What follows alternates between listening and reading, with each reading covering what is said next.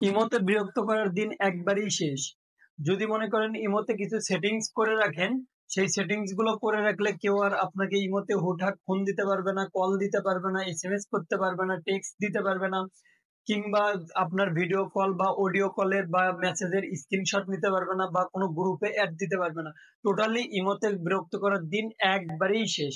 তো চলুন কিভাবে সেই সেটিংস গুলো অন করবেন, চলুন প্রসেসটাই দেখিয়ে দিচ্ছি। সর্বপ্রথম আপনার ফোন থেকে চলে আসবেন আপনার ফোনের ইমো অ্যাপ্লিকেশনটিতে।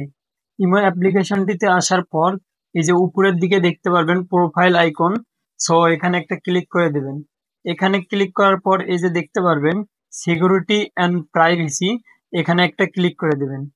তো এখানে একটা ক্লিক করে দেওয়ার পর স্ক্রল করে নিচে আসবেন। আসার পরে এই যে কল নামে একটা অপশন দেখতে পারবেন।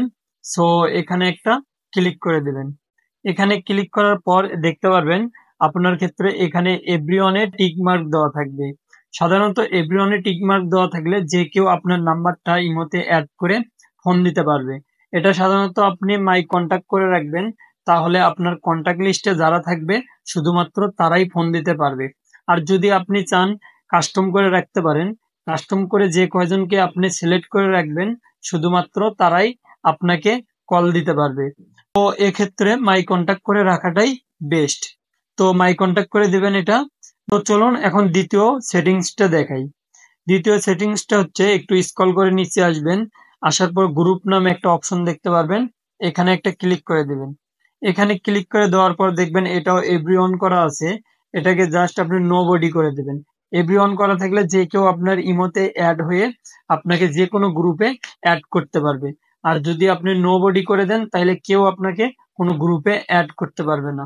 এবার চলুন তৃতীয় সেটিংসটি দেখিয়ে দিই। স্ক্রল করে একটু উপরে আসবেন। আসার পরে দেখতে পাবেন চ্যাট অ্যান্ড কল প্রাইভেসি।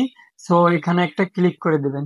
এখানে ক্লিক করে দেওয়ার পর দেখতে পারবেন ব্লক স্ক্রিন ফর কলস, এখানে একটা ক্লিক করে দেবেন। দেওয়ার পর এটা অফ করা থাকবে, এটা অন করে দিবেন। এটা অন করে দিলে হবে কি, আপনি যদি কারোর সাথে ভিডিও কলে কথা বলেন, সে আপনার ভিডিও কলের স্ক্রিনশট নিতে পারবে না, কিংবা আপনি কারোর সাথে এসএমএস করতেছেন, সে আপনার এসএমএস এরও স্ক্রিনশট নিতে পারবে না। যে আপনি তাকে কি কি এসএমএস করছেন সেই এসএমএস গুলার স্ক্রিনশট নিয়ে অন্য কাউকে দেখাবে, তা পারবে না। তো চলুন এবার আরেকটি সেটিংস দেখাই। এই সেটিংসটি হচ্ছে স্ক্রল করে একটু এদিকে আসবেন। আসার পর দেখতে পারবেন পাসকোড লক নামে একটা অপশন, এখানে একটা ক্লিক করে দিবেন। এখানে একটা ক্লিক করে দিয়ে এই যে নিচের দিকে দেখতে পারবেন অ্যানাবল, এখানে একটা ক্লিক করে দিবেন। দেওয়ার পর এখান থেকে আপনি যে কোনো একটা পাসওয়ার্ড সেট করে দিবেন। তো পাসওয়ার্ডটা সেট করলে হবে কি, কেউ আপনার ফোনের লক খোলা থাকলেও যদি আপনার ইমো অ্যাপ্লিকেশনটিতে ঢুকতে চায়, তাহলে তাকে অবশ্যই পাসওয়ার্ড দিয়ে ঢুকতে হবে।